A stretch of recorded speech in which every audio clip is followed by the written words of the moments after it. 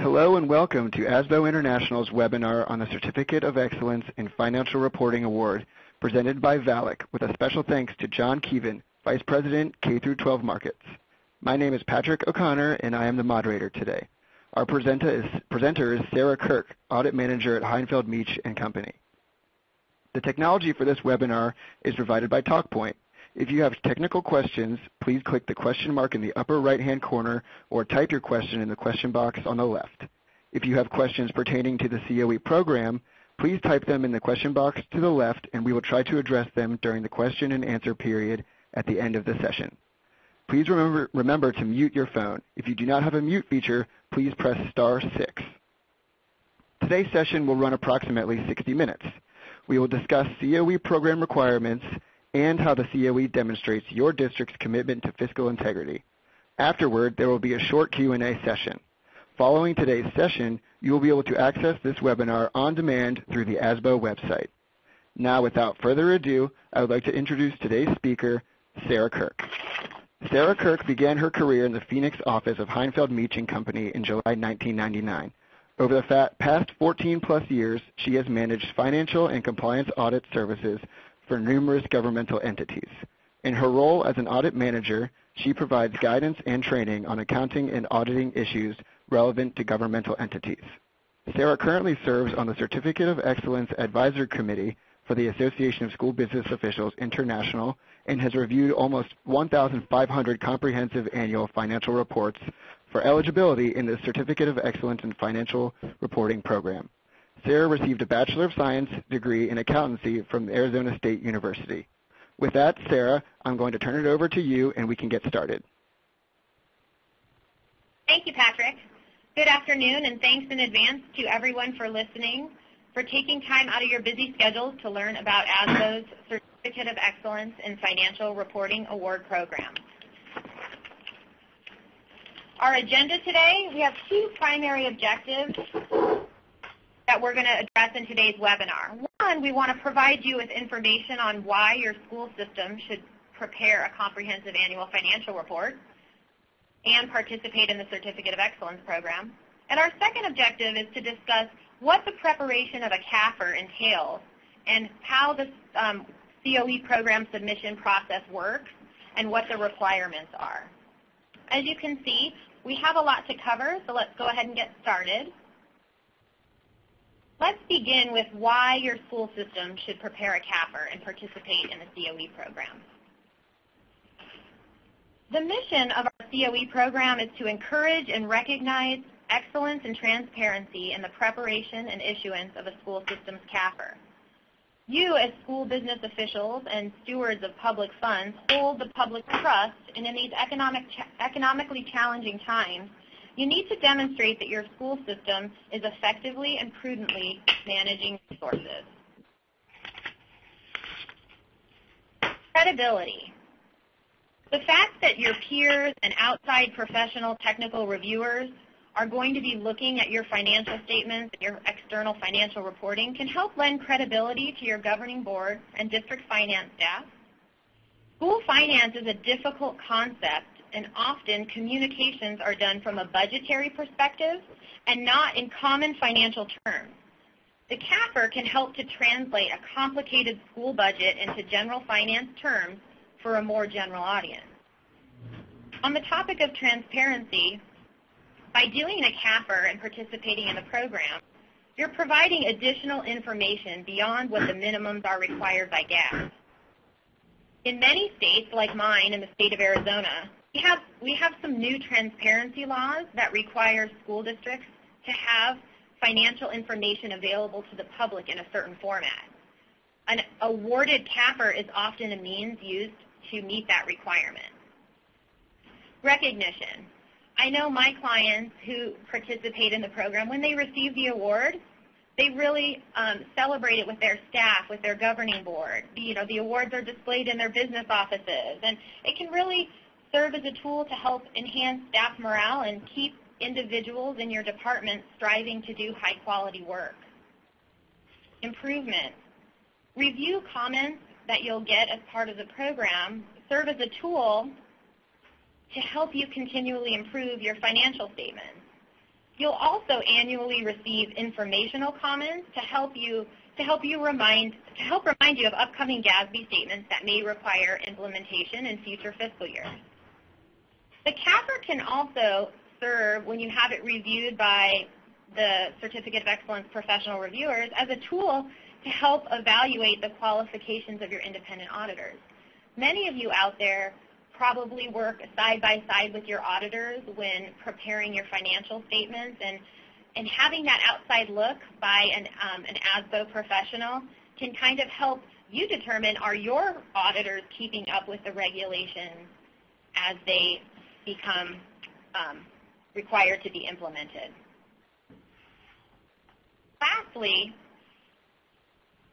the preparation of the CAFR and participation in the program can help facilitate the rating of your bonds and help you be in compliance with continuing bond disclosure process. The CAFR is a useful tool when you're communicating with your bonding agencies. Because of the use of standardized reporting, both from an accounting and a formatting perspective, bonding agencies can compare different districts from different states and evaluate their financial stability. As we all know, individual reporting at the state level does not provide the same transferability and understandability. I know just in the past year, several of my clients have used the statistical section of the CAFR to include some additional data that's required in their bond contracts for continuing bond disclosure. By utilizing the CAFR, you can have one single document where you keep all of the things that you're required to disclose for continuing disclosure in one single place. Another benefit of doing a CAFR, it can help you ensure your continuing disclosures are made timely. Because your CAFR is due to be submitted for the COE program 6 months after your fiscal year end, it kind of can push you a little bit to make sure that you have all of that data readily and available to submit for continuing disclosure.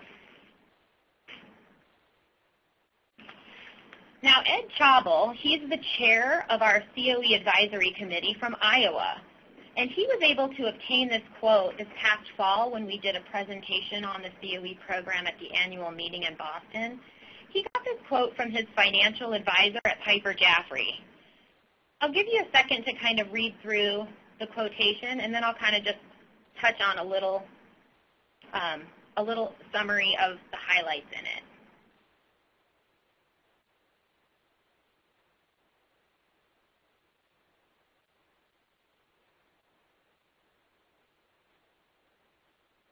You can see his financial advisor is commenting that recent actions taken by distressed governments throughout the U.S. have caused many to question certain assumptions that we took for granted in the past, particularly related to the ability of governments to repay bonded debt obligations. One area is the perceived skill of management and discipline of the board. Of the several factors they look at when determining management skills, one is the process for providing timely financial statements. A CAFR, delivered on a timely basis, sends a message to investors that management and the board take seriously their relationship with investors. Investors often can use the CAFR to easily locate many of the different pieces of data they use to assess the investment risk of a particular borrower. As such, the use of a CAFR is considered a positive by investors versus borrowers who may not prepare a CAFR. The content in the CAFR may not be meaningfully different than the underlying demographics of a similar borrower. However, the fact that a borrower took the time and invested the resources to create a CAFR is the step that sends a positive message. Timeliness is key. Let's take a look for a second at some of our COE program statistics. COE recipients are truly part of an elite group. There's approximately 14,000 school systems in the United States, and we had 534 applicants to the program during the year ended, for our fiscal year ended June 30th, 2012, or I guess August 31st, 2012. But you can see that less than 4 4% of school systems receive this prestigious award, so it really can elevate you above your peers. Our program has been steadily growing over the last 40 years, and we're hoping that it will just continue to grow and grow and grow. So now that we've talked about why your school system should participate in the program, let's talk a little about what does the preparation of a comprehensive annual financial report involve. The next section of the presentation is geared more towards governments who may not currently prepare external financial report in the form of a CAFR. So what is a CAFR? Well, it's basically a set of financial statements that are going to provide you with a more thorough and detailed presentation of your financial condition that goes beyond minimum accounting requirements. A CAFR has 3 sections. It has an introductory section, a financial section, and a statistical section. If your district is already preparing GAAP-based or financial statements based on generally accepted accounting principles, they're already going to contain the majority of the information in the financial section. There's only one additional element that a CAFR would require that you're most likely not already doing. Based on some research that we've done relating to school districts' financial reporting across the United States, it does appear that several states only require cash basis or modified cash basis reporting. If your school system is currently only reporting on a cash basis or a modified cash basis, you will have a bit more work to do in order to transition your current financial report into a comprehensive annual financial report, as you must have financial statements and notes that are prepared in accordance with GAAP. The focus of this discussion is going to be on the additional items that are contained in a CAFR that are in addition to the GAAP-based financial statements and notes. In a 1-hour webinar, there really isn't time to go over all of the components in great detail. During the annual meeting, we do a workshop on this where we spend 4 hours going over this in great detail. So we're really just going to kind of do a higher level cursory review of the components of the CAFR to just enhance your familiarity. But you can see per this slide, the asterisk is going to denote the things that are going to be required in addition to what you would already be doing if you're preparing GAAP-based financial statements in order to transition to a CAFR. So let's start with this new introductory section. The introductory section's purpose is to furnish general information on the government's structure, services, and environment. The letter of transmittal is the first element in the introductory section, which is in essence an executive summary prepared by the school system, presented on school system letterhead, and it's signed by the district's CFO or CEO, typically the superintendent. We have a COE review checklist that outlines all of the specific items that should be contained within your letter of transmittal. The letter must direct readers to the management's discussion and analysis and should not duplicate information contained in the management's discussion and analysis. The key thing to remember about the letter of transmittal is that you can discuss subjective material. The district really has the ability to highlight their accomplishments, discuss current initiatives, and discuss the impact of the economy on the district within this document. It really is an executive summary from the for-profit world. My next several slides are just going to give you some excerpts or information that's from the CAFR from one of our COE award recipients and one of my clients from last fiscal year, the Phoenix Union High School District, just so that you can get an idea of what some of these items look like. You can see here one of the key elements in the letter of transmittal is to provide the readers of your financial statements with a profile of your school system. The district takes the opportunity to describe itself You can see here it talks about what their mission is, to prepare every student for success in college, career, and life. It talks about that they educate 9th through 12th grade students. It talks about the size of their district, the makeup of their schools. It also discusses that the superintendent was appointed by the president to serve on a White House initiative. So again, it really gives you the opportunity to kind of highlight a lot of the accomplishments of your district as well as the people within the district.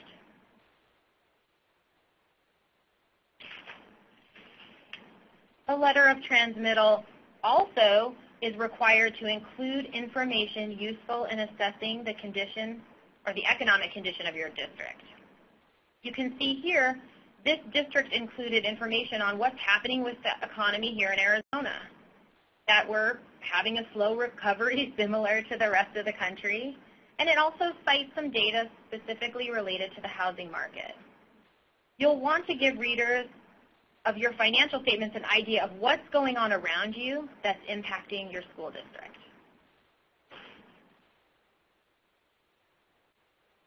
You also want to address what your long-term financial plans are within the letter of transmittal.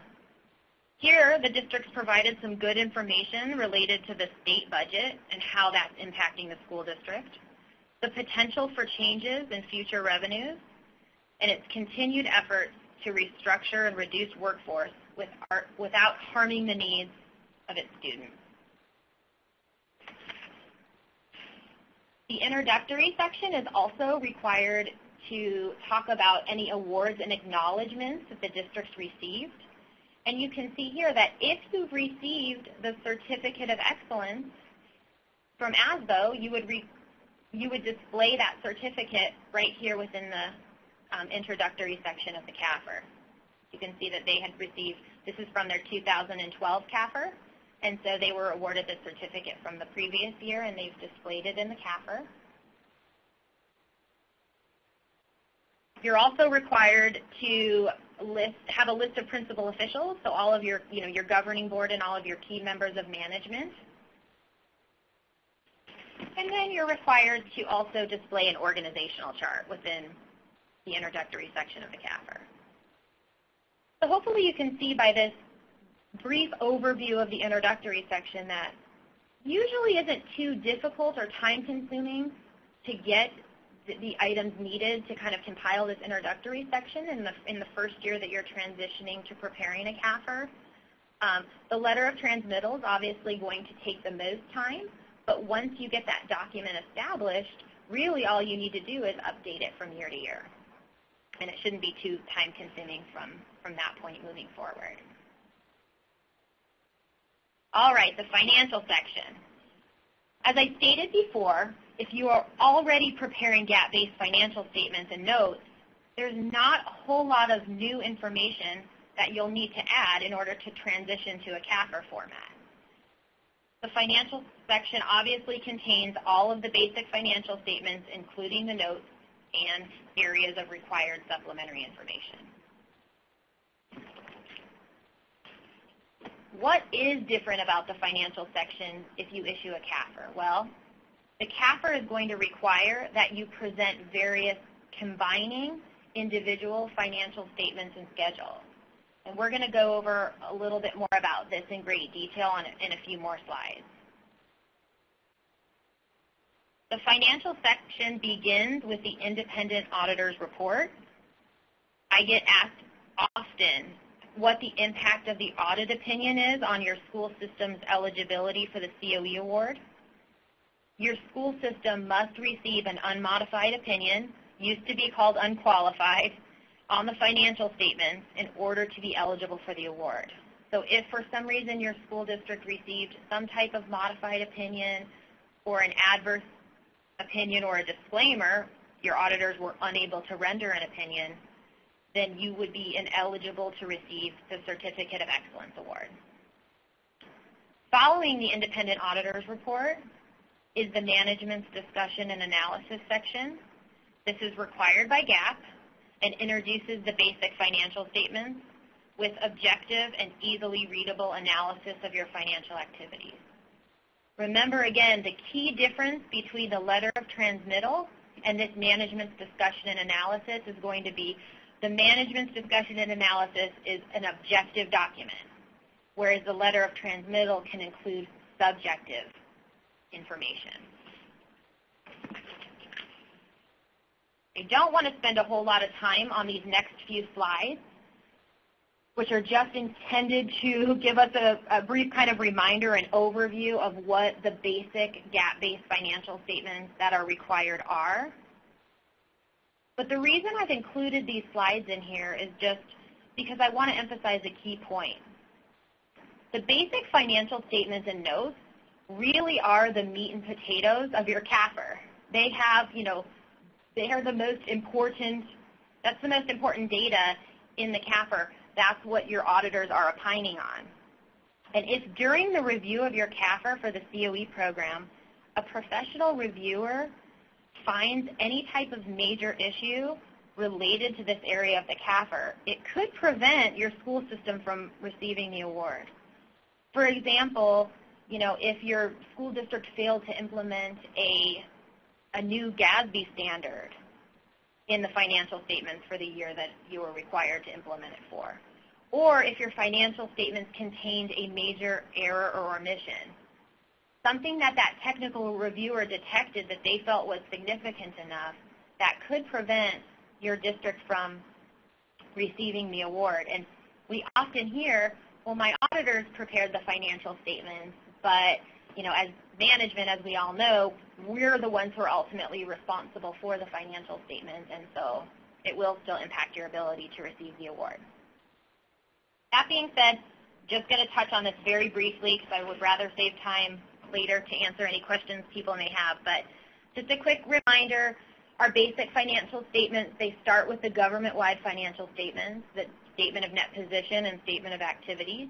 These are your accrual-based, entity-wide financial statements. They collapse all of your activity into a single financial statement. It really came about with GASB Statement 34, where what they wanted to do was have some financial statements where people who didn't understand fund accounting, people who just understood the for-profit world and how those financial statements look, they wanted to kind of have financial statements similar to that for governmental entities, and so we began reporting these about 10, 12 years ago. Following your government-wide financial statements, you'll have fund financial statements. The first, for your governmental funds, you'll have a series of 3 financial statements that are required. I'll just key in real quick on the third financial statement there listed, which is the revenues, expenditures, and changes in fund balances, budget to actual statements for the general and any major special revenue funds you may have. You can opt to present that as a basic financial statement here, or you can present them after the notes as required supplementary information. So you may have those statements here, or you may have them following the notes in the RSI section. People always ask, what's the difference? Is there a preference one way or the other? Really, the degree that they'll be audited is the main factor. If you present something as a basic financial statement, your auditors are providing a higher level of assurance when they audit that statement versus if it's presented as required supplementary information. If your school system has any proprietary funds, so any enterprise or internal service funds, these are the 3 required statements that you'll need to present. Again, these are more business type in nature, and so the accrual basis of accounting is used here. And the third type of fund financial statements you'll have is if you have any fiduciary funds. So if your government holds monies on behalf of outside parties that cannot be used to support your operations, you'll have these fiduciary fund statements. The most common example of fiduciary fund would be student activities. Most school districts have student clubs where the students are raising monies and expending monies, and we're just kind of accounting for the monies as in a fiduciary capacity. So you would present those as a fiduciary fund. Again, I'll point out that the second statement here, the statement of changes in fiduciary net position, you won't have that financial statement if you're only presenting agency funds, like student activities, because student activities and other agency funds, they don't have any net position because assets and liabilities always equal. So you may at your district, if you only have fiduciary funds, have that first financial statement there. And then after we've done all that, we're required to reconcile or show how we got from our government-wide financial statements to our fund financial statements. So we're going to have some reconciling items that we show, most often for the fact that we've had to account for long-term assets and liabilities on a full accrual basis of accounting that we don't record in the fund because they don't impact current financial resources. We have things like depreciation expense that we're required to report on our accrual financial statements that wouldn't be presented in the fund.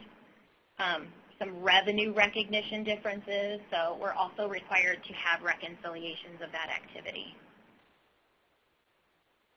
Following the basic financial statements, you have your notes to the financial statements. The notes are going to provide your readers with important information on all of the details of your financial statements, including what are your significant accounting policies. The COE checklist document that ASBO International has is going to highlight many of these disclosures, and I know some of my districts even include the checklist or utilize the checklist in order to see if their auditors have included all of the required note disclosures when they're working on the district's financial document. Following the notes, I mentioned this before, if you don't present your general fund and major special revenue fund budget to actual statement as a basic financial statement, you would have to report that as RSI following the notes to the financial statement. That particular budget to actual comparison should have a column for your original budget and for your final budget so that the readers can kind of see, hey, what changed between our initial planning process and our final, when our final budget was completed.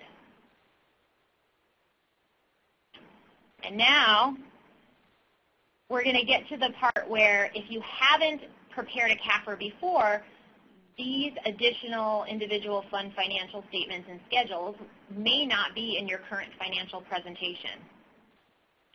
A CAFR requires that any financial information that you aggregate in the basic financial statements be disaggregated in the combining section of the CAFR. Let's look at a detailed example to kind of break this down. So you can see here I've got kind of an example combined balance sheet for a governmental entity. And this is going to be their basic financial statement, so their balance sheet that's presented up with the basic financial statement. You can see here that they present the general fund, the debt service fund, and the unrestricted capital outlay funds as major funds. And then all of their other funds are collapsed or consolidated into that non-major governmental funds column. Your CAFR in the combining section is going to have to tell the readers of your financial statement what funds are in there and what makes up that non-major aggregate column. So first, the combining section should disaggregate the data by fund type. So if you look, here's an example of a combining balance sheet for all the non-major funds at the government, and it's breaking it down by fund type. So their non-major funds in this instance, they're made up of special revenue funds and capital projects funds. So let's flip back real quick and look again at the basic financial statement. And in that non-major governmental funds column, if we look at, say, the very first line under assets for cash and investments, you can see that that government has $16.8 million roughly of cash and investments in non-major governmental funds. So now if we look at the combining balance sheet by fund type, you'll see cash and investments are also total $6.8 million, but it's comprised of $16.5 million in special revenue funds and $318,000 roughly in capital projects funds. So you're disaggregating that data by fund type. Then what you need to do is break it down even further. Once you've disaggregated by fund type, you must then disaggregate down to the fund level. And another requirement that CAFR has is that you provide the readers with a narrative description of each of the individual funds that you have. So you'll need to tell the reader, oh, okay, if I have a Title I fund, what is Title I? What is the Title I fund for? Again, let's look at an example. So here is the combining balance sheet for all of those non-major special revenue funds. Now, in this case, this is an excerpt I took from one of my Arizona school districts. And in Arizona, we love our funds.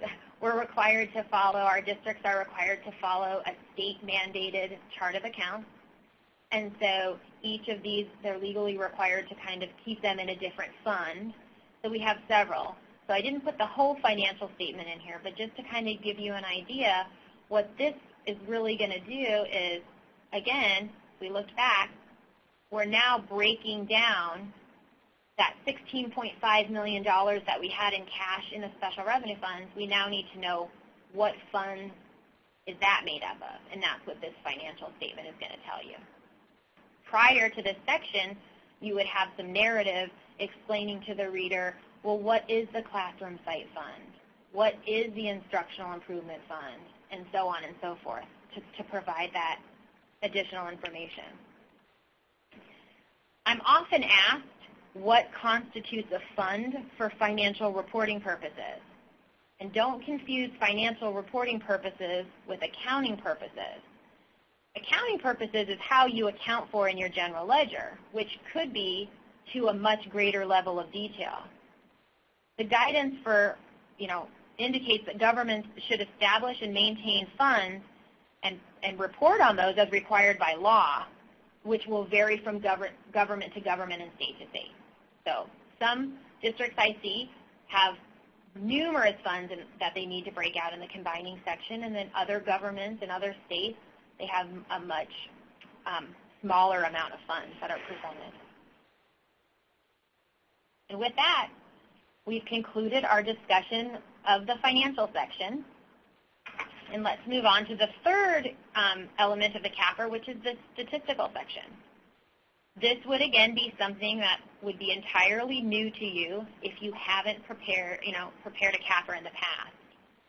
The statistical section is there to provide trend data and non-financial data that's useful in interpreting the basic financial statement and is especially important for evaluating the economic condition of a district.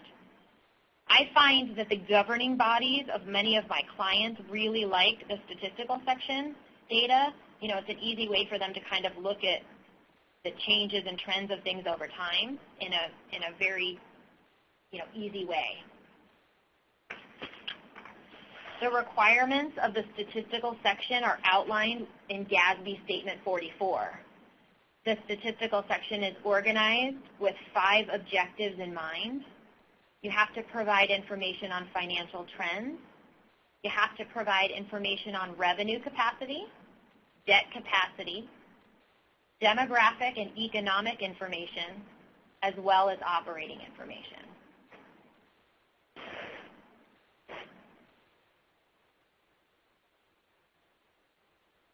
GASB 44 directs that the schedules should be accompanied by narrative explanations. So kind of as I mentioned before, with the combining section, you have to tell the reader what all these different individual funds are for. When you do a statistical section, you have to tell the readers what each of the objectives of the statistical section are. I find that in a lot of the reports that I look at with first-year implementers, they may be omitting this piece. So the easiest way to do this is to put the narrative on your statistical section divider page. Let's talk first about financial trend data. There are 4 schedules that are required to be reported in this section. The first 2 summarize information from the government-wide financial statements, and the second 2 summarize information from the fund financial statement. 10 years of data is required to be presented unless indicated otherwise. And I'll get to a few of those exceptions in just a minute. Let's look briefly at an example of a financial trend data schedule. You'll see here it's a schedule that's summarizing the school system's net position for the last 10 years. And then also on the bottom, statistical schedules are required to indicate what the source of the data is. And so here you'll see, okay, the source of the data is district financial records. Which kind of leads into, I didn't want to just go over what the requirements are, but kind of give you some ideas of where could you come up with this information. Well, this part of the stats is pretty easy because it all comes from your school system financial reports or records. So you might just have to, pull a few of those reports out of storage and dust them off, but hopefully you would be able to obtain these from prior audited financial statements. You must also include schedules regarding revenue capacity related to your significant own source revenue. Own source revenues do not include intergovernmental revenue or shared revenue, but do include revenues that might be collected by another government on your behalf. So here in Arizona, our property taxes are collected for our school systems by the county treasurer and then dispersed. Those are still own source revenues because they're generated through the taxing power of the government. You have to tell us about what your major components of revenue are, who your principal payers are for the current period and 9 years prior. This is one of those exceptions to the 10-year rule I pointed out. I think what the intent here is to show, well, here are my top 10 taxpayers for the current year, side by side with who those were 9 years ago so that you can kind of see what changed, if anything. A question comes up often, what do I do if my school district doesn't receive property taxes or doesn't have any own source revenues? There's no requirement to present any of these schedules if they're not applicable to your government. So if you don't have any taxing authority, or here in Arizona we have many school districts that are on the Indian reservations where they receive federal impact aid rather than property taxes, they're not going to have these schedules, or certain schedules in this section. Let's just take a look real quick at an example of a revenue capacity schedule. This is the property tax levies and collections one. GASB 44 and the Certificate of Excellence checklist, it's going to detail out every single thing that needs to be on every single one of these schedules. So certainly use those as resources as you begin the preparation of the schedules. And then again, I just included a slide here of some options of possible sources of data. Seems like for revenue, the county treasurer records for your school district seems to be the #1 source of data that I see from both the perspective of an auditor and as a COE reviewer. Debt capacity, there's 4 required schedules here as well. You have to talk about direct and overlapping debt, information on any debt limitations you may have, some ratios of outstanding debt, and information about pledged revenue coverage if applicable. So if your government has some type of debt where you had to pledge revenues for the repayment of that debt, you would have this schedule. Not that common, so I don't see that one a whole lot. Again, you're only required to present a schedule if this is applicable to your school system. So this would be the other area of the stats where, again, if you have no taxing authority, you might not have any of those revenue schedules. If you don't have any debt issuing authority, you may not have some of these debt schedules. Let's take a look at an example of a debt capacity schedule. This is the legal debt margin, or tells you a little bit about the debt limits for this particular school district. There's 5 years here, and then there would be 5 years more. I think I just didn't have room on the slide, but there would be 5 years more either below this or on a subsequent page, just to make sure that the 10 years were displayed.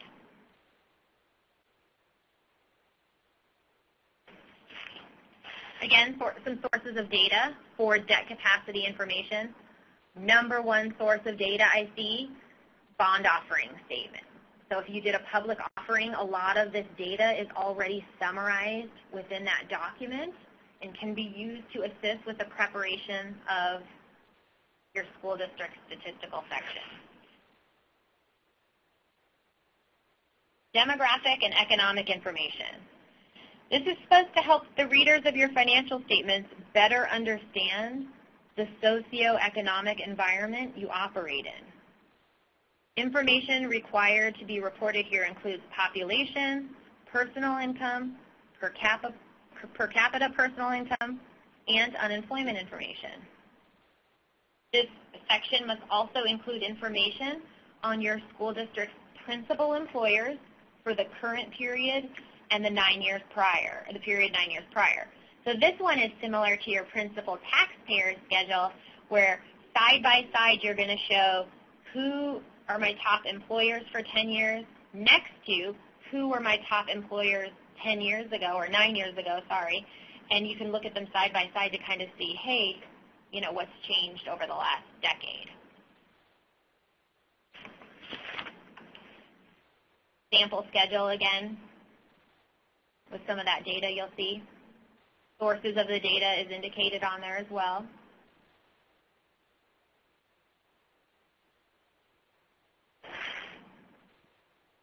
Where can this information be obtained? Listed out some sources there.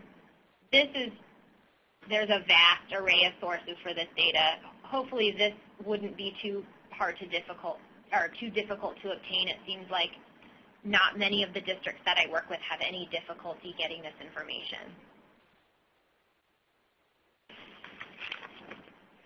And the last objective of the statistical section is to provide operating information. This information is intended to give the readers of your financial statements a better understanding of the size and nature of your operation. So how many people do you employ? How many students do you have? What is your teacher-to-student ratio? How many school sites, athletic facilities, and school buses do you have? All of these types of things are going to be addressed in this operating information section.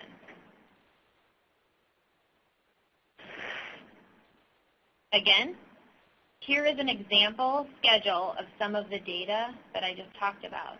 So we can see, you know, how many students the district has, and, you know, what are their operating expenditures? What's their cost per student? How many teaching staff do they have? What's that pupil-to-teacher ratio? This also tells me what the free and reduced lunch percentage is at this district.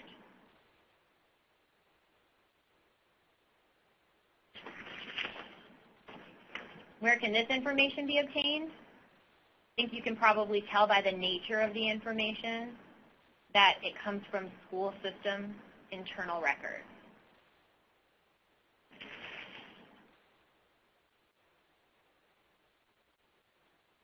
Now that we have covered the contents of the CAFR, so we've talked a little bit about the introductory section, which would be a new section. We've talked about the financial section and the new elements that are required there in order to prepare a CAFR. And then, of course, we talked about the statistical section. Who typically prepares what? Well, from what I see with most CAFRs, it appears that the financial statements and notes are prepared jointly by district staff and the independent auditors, whereas the district, of course, would prepare the letter of transmittal, provide the list of principal officials and organizational charts, must prepare the MD&A, it is called the Management's Discussion and Analysis, and then also prepares the statistical section schedule. Most of my clients find that preparing a CAFR is an educational opportunity for all involved. The first year does require an initial investment of time and resources, but future years require much less of a time and resource requirement or investment. And with that, it brings me to the conclusion of the discussion of what comprises a CAFR and on to our last topic of discussion. What are the COE program submission process and requirements? ASBO's website is going to contain the submission materials you will need at the link that I have identified on the slide. So if you kind of, follow these instructions here on this slide, it's going to take you to some of the materials that I'm going to talk about.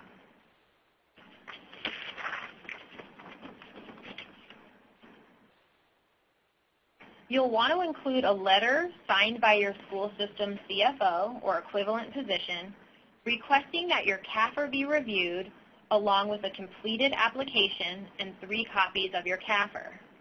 Your CAFR can be submitted in one of 3 ways. Number 1, as a PDF file. You can in your cover letter, and we're seeing certainly a trend moving more and more towards this, you can give us a web link to where your CAFR can be downloaded from your district website. So we're certainly seeing more of these. When I first got involved with the program, we were receiving the majority of the CAFRs via hard copy, and now we're seeing a lot more electronic submissions. You can send it in on a CD or a flash drive, or of course you can certainly send in hard copies as well. You want to include payment for your application fee, which is tiered based on the total revenue of your school system for the fiscal year and is impacted by whether or not you are a member of ASBO International. The last item that you may need to include is the self-evaluation checklist. This checklist, again, can be accessed off of ASBO International's website and is required to be sent in with your submission if you're a first-time applicant or if your school system received a conditional or a denied award in the prior year. We'll talk a little bit about awards in just a second. So if in your first year, you do need to submit the self-evaluation worksheet as well as if your CAFR for some reason was not awarded in a previous year. The submission deadline, 6 months after the close of your fiscal year. The majority of school districts in our country have June 30th fiscal year ends, and so that puts the application deadline at December 31st. We do have a couple states where some school systems have an August 31st year end, and their application deadline would be February 28th. ASBO does grant extensions for school systems upon written request. Once received, ASBO sends a copy of your CAFR to a professional technical reviewer. Certificate of Excellence program reviewers are accounting professionals and school business officials with experience in governmental accounting standards. Technical reviewers are going to use the same standards and resources as preparers do when evaluating your CAFR for award.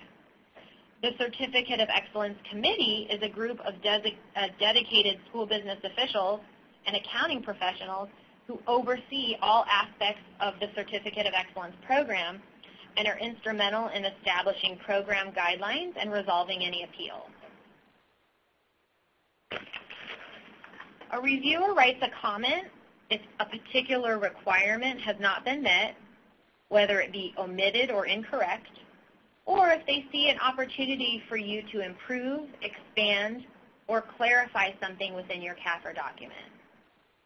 The review comments do not just include these types of items, but will also indicate to you if your CAFR is of high quality. So they will recognize you certainly for excellent presentation as well. The CAFR will either be awarded the Certificate of Excellence, conditionally awarded the Certificate of Excellence, or denied. A conditional award is for all intents and purposes an award, but it is a warning that if the items notated in the review comments are not corrected in next year's submission, that your school system may be denied the award next year.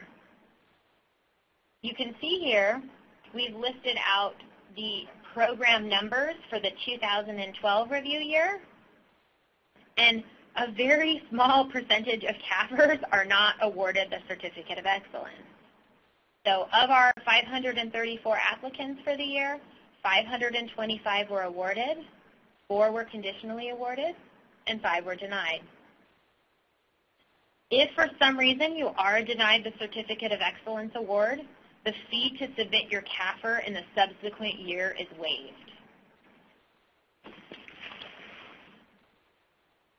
School system officials that submitted awarded CAFRs will be provided with an award certificate and plaque and will receive national professional recognition within ASBO publications. A copy of the review comments are also provided.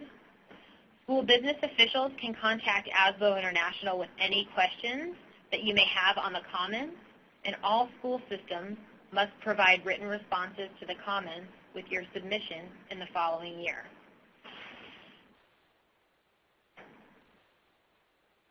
On this last slide, I just wanted to include some good resources that could be of use to you as you embark upon the preparation of your first CAFR, or maybe you just want to self-review your current CAFR to ensure that it contains all of the required components prior to submitting it. So the 2012 GAFR Blue Book that GFOA puts out is a good resource. GASB codification. I highlighted Statement 44 just because, again, that's going to tell you all the requirements from the statistical section. GASB Statement 34, which that's probably the most significant statement to impact governmental accounting to date. GASB 54, which we had to implement a couple years ago on fund balance reporting. And then again, ASBO has resources in the form of the self-evaluation reviewer checklist, and then also posts sample CAFRs on their website. So you could always, utilize those CAFRs as a resource to you. And then, of course, help from your independent CPA firm as well. With that kind of concludes the prepared material portion of the presentation. So I'm open to taking any questions that I can from the listeners.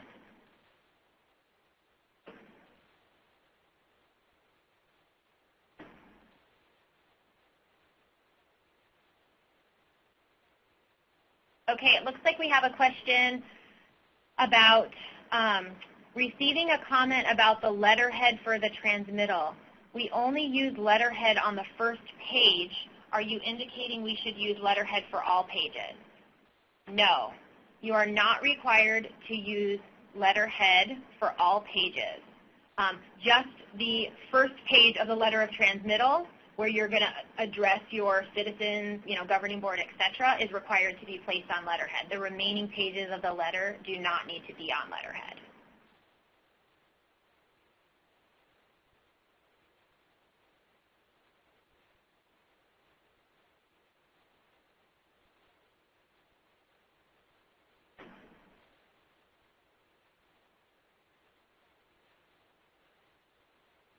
Do you have any other questions out there?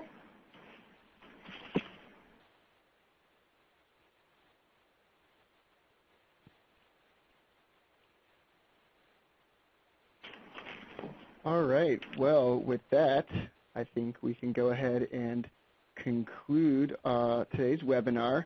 So I'd like to thank you, Sara, for this wonderfully informative and helpful discussion on the COE program and its benefits. I would also like to thank VALIC and specifically John Keevan, Vice President of the K-12 Markets, for sponsoring and hosting this webinar. As we close the session, I would encourage you all to fill out our short survey that will show up on your screen. And again, I'd like to thank you all for participating, and to be sure to check the ASBO website for the recorded version of today's webinar. And with that, we will go ahead and close out our webinar. Thank you.